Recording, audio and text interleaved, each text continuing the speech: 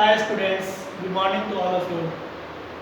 बेटे, आज के लेक्चर में हम लोग थर्ड लेक्चर की बात करेंगे। केमिकल काइनेटिक्स का थर्ड लेक्चर 12th क्लास का। इसमें आपका वेलकम है। पिछले लेक्चर में बेटा हमने जो बात की थी कि rate of reaction, average rate of reaction and instantaneous rate of reaction, यहाँ तक हमने बातें कर रखी है और मैंने आपको इनके रिगार्डिंग न्यूमेरिकल्स भी बताया था। अब बात को आगे बढ़ाएंगे आज, ठीक है। तो हमारे तीसरे लेक्चर का जो डिस्कशन का मैटर होगा, हमारा टॉपिक है एक्सपेरिमेंटल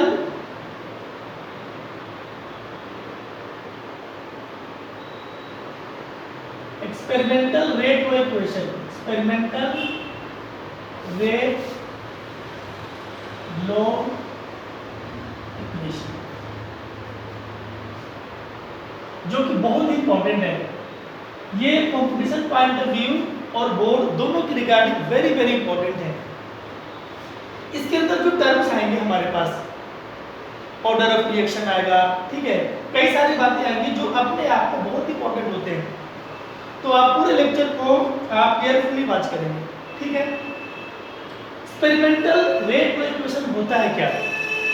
ये नाम से क्लियर है बेटा कि इट इज एक्सपेरिमेंटल थिंग। ये एक्सपेरिमेंट से रिलेटेड हमारी चीजें होंगी जिसको हम लोग थ्योरेटिकल वे में स्टडी करेंगे। जैसे मान लो हमारे पास कुछ, अब दो तरह की बातें होती है। एक तो होता है ideal law of mass action. First thing is ideal law of mass action, और यहां हम लोग कंपेयर करेंगे इसको एक्सपेरिमेंटल रेट लॉ से।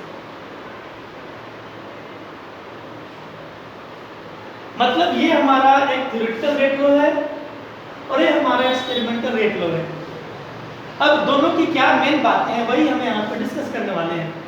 जैसे मान लो आप कि हमारे पास कुछ ऐसा लिखा हुआ है कि कोई रिएक्शन है A into a plus B into b give rise to product. हमारे पास कोई प्रोडक्ट बन रहे हैं, ठीक है, हमारे पास ये प्रोडक्ट बन रहे हैं। और यहाँ भी मैं सेम रिएक्शन को लेकर चल रहा हूँ, A into a B into b give rise to product. और हमारे दोनों रिएक्शन कैसे हैं? मोनो डायरेक्शनल है। और मोनो डायरेक्शनल का जो मतलब होता है बेटा कि केवल रिएक्टेंट प्रोडक्ट को बनाएगा, प्रोडक्ट रिएक्टेंट को नहीं बनाएगा। It is not reversible, it is irreversible, both are irreversible. और मैंने सेम रिएक्शन लेके चला। तो आइडियल लॉ में बोला गया कि जो हमारा रिएक्शन का रेट होता है ना, rate of reaction directly proportional to concentration of reactant, और ये जो कोफिशिएंट इसको पावर बना रहा है। बी भी हमारा रिएक्टेंट था, तो rate of reaction directly proportional to concentration of b का पावर स्मॉल बी। मतलब इसमें ये बोला गया था कि जो रिएक्शन का रेट होता है वो रिएक्टेंट के कंसंट्रेशन के साथ डायरेक्टली प्रोपोर्शनल होता है और कोफिशिएंट पावर बनेगा। It is the statement of ideal law of mass action. It is theoretical rate low equation. तो हमारे पास दो रिएक्टेंट थे, मैंने दोनों के रिस्पेक्ट में रेट को लिख दिया। अब मैं जब दोनों को कंबाइन करूंगा तो देखो क्या बनेगा, फ्रॉम फर्स्ट एंड। जब बेटा दोनों के हेल्प से राइट करेंगे तो दोनों का कंबाइन कर दो, R प्रोपोर्शनल टू A का power small a multiply B का पावर स्मॉल b। ये बन के आएगा आपके पास। और जब प्रोपोर्शनल को हटाते हैं तो रखते हैं कांस्टेंट, ये बन जाएगा R इक्वल टू कांस्टेंट को K रखेंगे A to the power A and B to the power B। ये हमारा जो बन के आया इसको क्या बोलेंगे? इट इज थ्योरेटिकल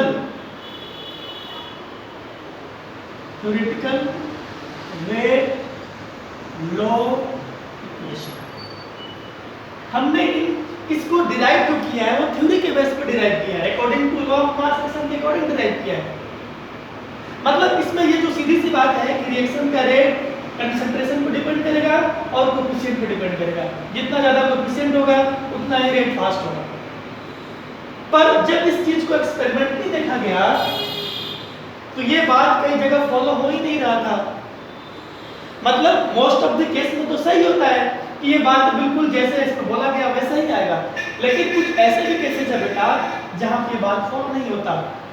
मतलब कोफिशिएंट पे रेट डिपेंड नहीं करता ए और बी पे, और किस पे डिपेंड करेगा तो एक्सपेरिमेंटल डेटा होगा। तो यहाँ पे बोला गया कि rate of reaction directly proportional to A का पावर x। अब x कहां से आ गया, आना तो ये चाहिए था, तो this x is experimental data, it is not coefficient. यहाँ कोफिशिएंट था उसको हमने फर्स्ट माना, फिर आप b के रिस्पेक्ट में लिखेंगे तो डायरेक्टली प्रोपोर्शनल टू b का पावर आप b नहीं लिखकर आप y मान रहे हैं। y is also experimental data, जो एक्सपेरिमेंट से निकलेगा। मतलब कोई जरूरी नहीं होता कि इस पे रेट डिपेंड नहीं करे, डिपेंड किस पर करता है, एक्सपेरिमेंटल डेटा पे, एक्स और वाई पे। It may be a equal to x, b equal to y, पर ये कोई जरूरी नहीं होता। तो एक्सपेरिमेंटल चीजें हमेशा ज्यादा सही होती है थ्योरेटिकल चीज से, ये ज्यादा सही है। अब मैं दोनों को मिला दूं, ठीक है। तो फ्रॉम फर्स्ट एंड सेकेंड देखो आपको क्या मिलने वाला, दोनों को मिला के r प्रोपोर्शनल टू a का पावर x एंड b का पावर क्या बनेगा बेटा, y बन जाएगा। ठीक है, आप थोड़ा सा और इसको आगे बढ़ा लें, इसको हटा दें, प्रोपोर्शनल को कांस्टेंट आएगा, तो r equal to k a का power x and multiply b का पावर y। अब हम लोग इस इक्वेशन को नाम इससे अलग देंगे, ये हमने थ्योरी से निकाला था, ये एक्सपेरिमेंटल है, it is experimental rate law equation. तो हमें ये पढ़ना है, ये नहीं पढ़ना, ये हर जगह सही नहीं है, ये हर जगह सही है। ठीक है, तो हम इसको डिफाइन भी कर लेंगे। इसको कैसे जरूर डिफाइन करेंगे कि एक ऐसा इक्वेशन जो रिएक्शन का रेट रिएक्टेंट्स के कंसंट्रेशन में रिलेशन प्रोवाइड करे। ठीक है, रिएक्शन का रेट एंड जो भी रिएक्टेंट्स हमारे पास है और विथ है उनके कंसंट्रेशन में रिलेशन जो बताए, that equation is known as experimental rate law equation. तो मैं इसको यहाँ पे डिफाइन करने वाला हूँ, ठीक है ना। मैं डिफाइन करके यहाँ पे ये राइट कर रहा हूँ मैं कि ये क्या, इसको कैसे डिफाइन करेंगे। तो an equation which provide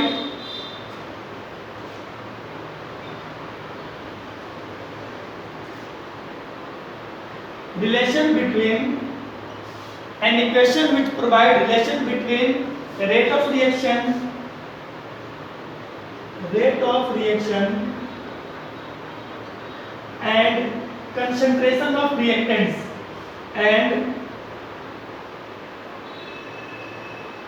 concentration of reactants called experimental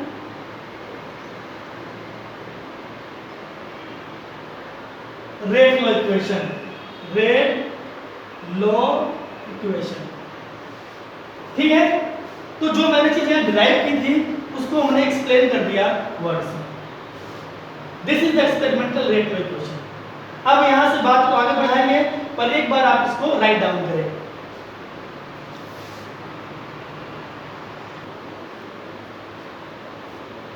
तो मैंने बताया आपको कि what is experimental rate law equation and how it is different from the ideal law of mass action. Theoretical से कैसे डिफरेंट हुआ एक्सपेरिमेंट, इतनी बात हमने की है।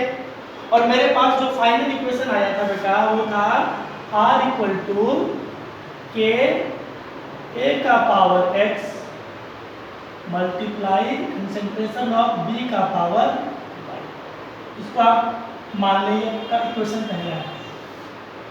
ठीक है, अब आपको r तो पता है, rate of reaction, k is the rate constant बोलते हैं, ये अपने आप में कांस्टेंट है, रेट कांस्टेंट। a और b दो रिएक्टेंट x और y are the experimental data. तो मैं यहाँ पे k के बारे में, x के बारे में, y के बारे में आपको बता दे रहा हूँ। ठीक है, r आप जानते हैं तो के को बोलते हम लोग हैं, के क्या हमारे पास है, rate of reaction, sorry rate constant, rate constant. इसको कई सारे नेम देते होते हैं, कई जगह लिखा होता है वेलोसिटी कांस्टेंट, वेलोसिटी कांस्टेंट, या बोल सकते हैं और स्पेसिफिक रिएक्शन कांस्टेंट।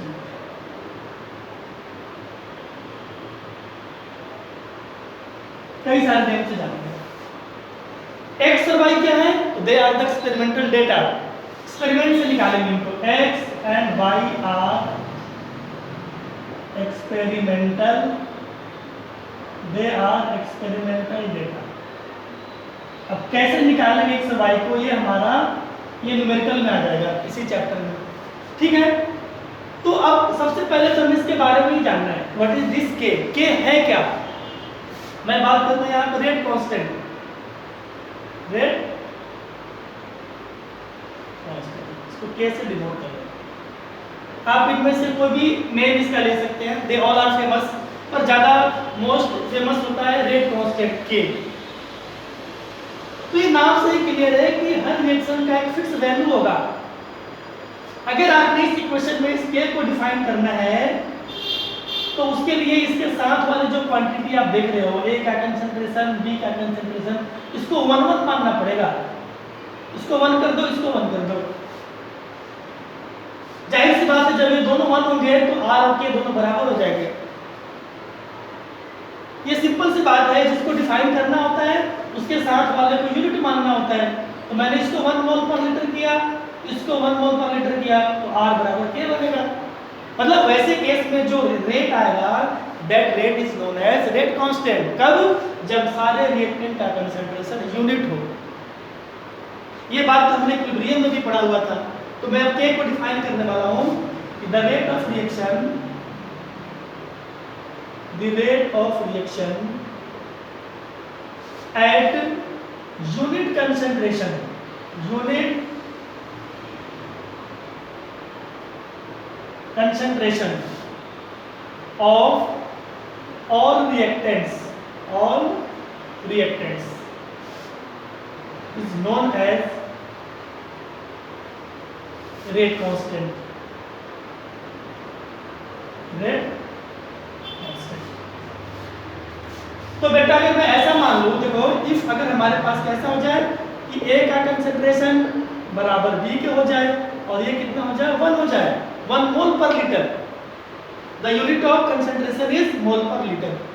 तो पहले वाले से क्या बन जाएगा, इसलिए फ्रॉम फर्स्ट से आप देखो ये दोनों 1 हो गए, 1 का पावर कुछ भी कर लो 1 नहीं आएगा, तो R इक्वल टू के आ गया।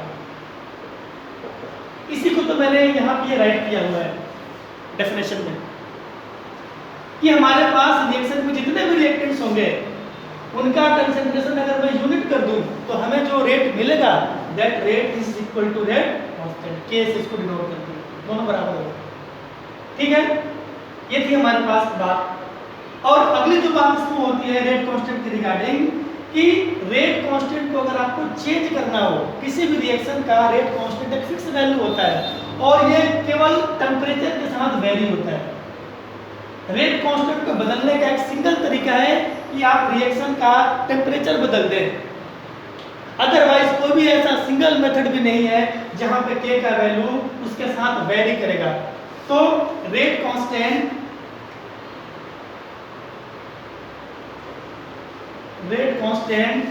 practically depends on temperature only।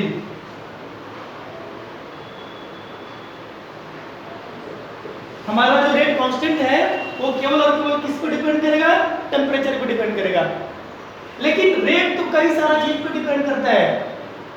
आप ये मत देखना दोनों बराबर हो गए तो ये वेरी करेगा तो ये वेरी करेगा, नहीं, there is single factor which affect the rate constant, that is temperature. पर रेट को इफेक्ट करने वाले कई सारे फैक्टर हैं। मैं यही लिख रहा हूं, whereas rate of reaction depends on so many factors, so many factors. और ये बात तो हम लोग पढ़ेंगे कि रेट को कौन कौन से फैक्टर इफेक्ट करेंगे। टेम्परेचर से भी चेंज होगा, कंसंट्रेशन से होगा, कैटलिस्ट मिला दो, बहुत सारे फैक्टर्स हैं जो आपको पढ़ना है। पर इसको अगर बदलना हो तो क्या, ओनली टेम्परेचर। और एक बात और हम जानना है यहाँ से कि अगर आप टेम्परेचर किसी रिएक्शन का 10 डिग्री से बढ़ाते हैं, मतलब 100 डिग्री पे हो रहा था, हमने 110 डिग्री कर दिया, आपने 10 डिग्री से बढ़ा दिया टेम्परेचर, या आप क्या करो कि 10 केल्विन से बढ़ा दो, तो वैसे केस में रिएक्शन का जो रेट है वो डबल हो जाता है और रेट कांस्टेंट भी डबल हो जाता है। एक्सपेरिमेंटल चीज मैं बता रहा हूँ कि ऑन इंक्रीजिंग 10 डिग्री सेल्सियस और 10 केल्विन टेम्परेचर,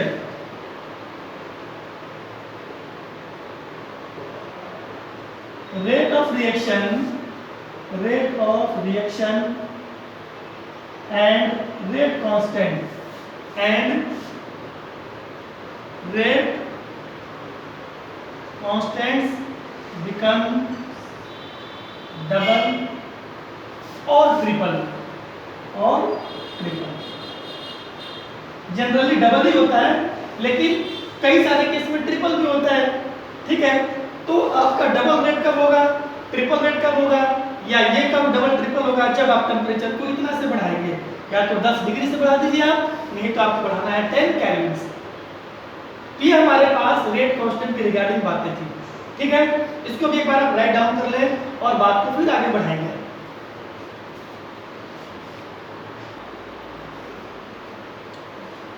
अब बेटा हमारे पास जो बात है वो इसी क्वेश्चन के रिगार्डिंग है। ठीक है, अब जो मैं टर्म बताऊंगा आपको, that is very very important regarding board exam, और उसको बोलते हैं हम लोग order of reaction.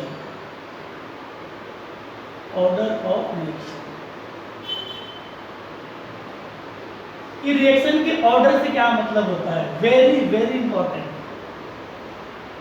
Order of reaction her bar question आते हैं बोर्ड में। ठीक है, या तो आपके पास एक नंबर वाला आ जाए, नहीं तो आपको डिफाइन करना आ जाए, नहीं तो आपको किसी के साथ डिफरेंशिएट करना आ जाए, पर आएगा पक्के में ऑर्डर ऑफ रिएक्शन। तो आप इसको ऐसे देखें कि मैंने आपको भी क्या बताया था कि मेरे पास इक्वेशन आया था r बराबर के a का पावर x आया था और b का पावर कितना आया था, y आया था। ये मैंने किसी तरीके से आपको क्या किया कि एक्सपेरिमेंटल रेट लो दे दिया निकाल के,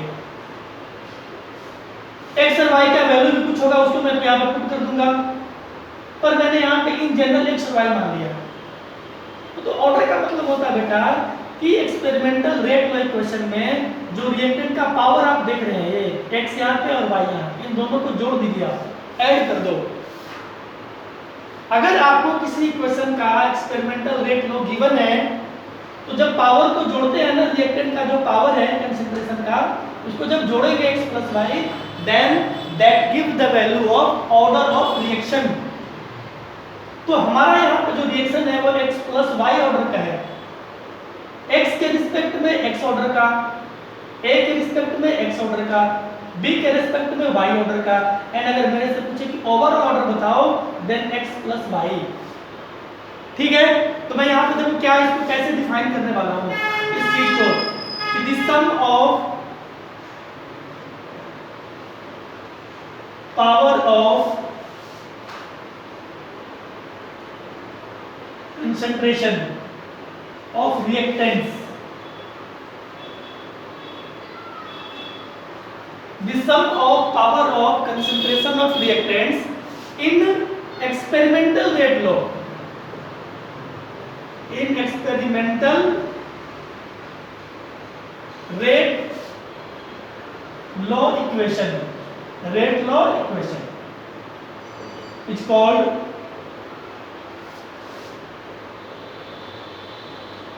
order of reaction। ये सिंपल सा डेफिनेशन देखो, मैंने जो बताया उसी को लिख दिया। पावर को जोड़ेंगे एक्सपेरिमेंटल रेट लॉ में, जो चीज आएगा वही हमारा क्या होगा, ऑर्डर होगा।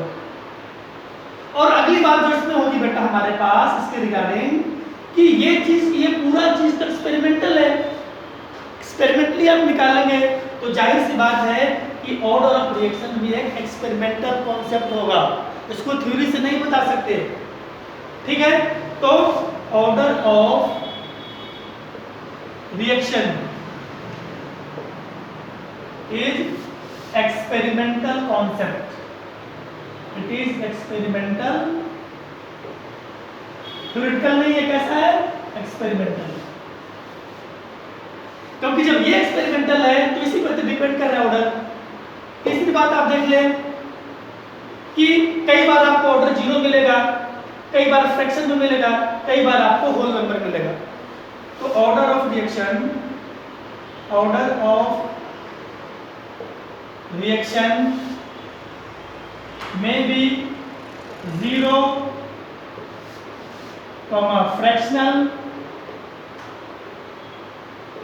और होल नंबर, होल नंबर। पर हमारा ऑर्डर कभी भी ओवरऑल नेगेटिव नहीं होता। The overall negative order of reaction is not possible, not possible। हमारे पास जो ऑर्डर आएगा वो कभी भी ओवरऑल नेगेटिव नहीं हो सकता। ये चीजें हो सकती है, 0 होगा, फ्रैक्शनल होगा, होल नंबर होगा, और ओवरऑल कभी भी आपका ऑर्डर नेगेटिव नहीं आएगा। ये बात अपने आप में बहुत इंपॉर्टेंट है, ठीक है। अगली बात देख लें आप इसके रिगार्डिंग कि अगर आप ऐसे बात करते हैं, देखो मैंने क्या बताया कि 0 होगा, फ्रैक्शनल होगा, होल नंबर होगा, तो अपने आप ये नंबर्स हैं और नंबर का अपना कोई यूनिट नहीं होता, यूनिट लेस होगा, ये चीज यूनिट लेस होगा, तो it is unitless, unit. This all points are regarding order of reaction.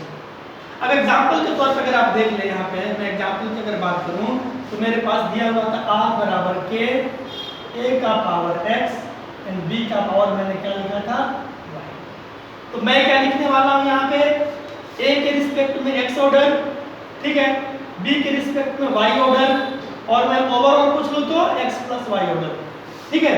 तो मैं यहाँ लिखने वाला हूं कि order of reaction, order of reaction with respect to क्या, a, आप बोलेंगे x ऑर्डर का होगा, a का पावर x है, अच्छा, और मैं क्या बोलूंगा कि ऑर्डर ऑफ रिएक्शन,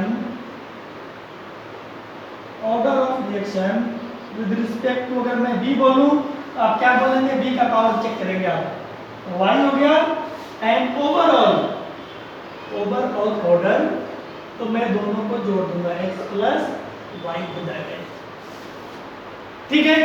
एक एग्जांपल और मैं आपको समझा दे रहा हूं, ठीक है, पर उससे पहले आप इसको राइट डाउन करें।